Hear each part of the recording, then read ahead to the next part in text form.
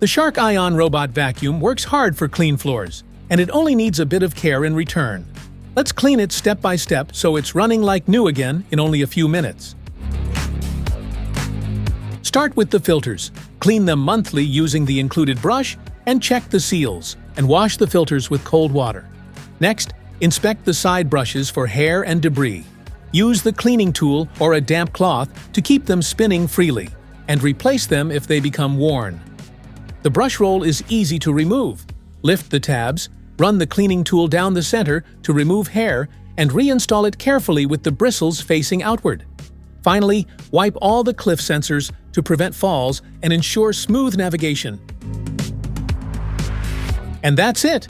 Your Shark Ion Robot Vacuum is now clean, fresh, and ready to get back to work.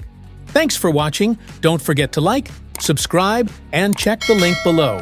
See you in the next one.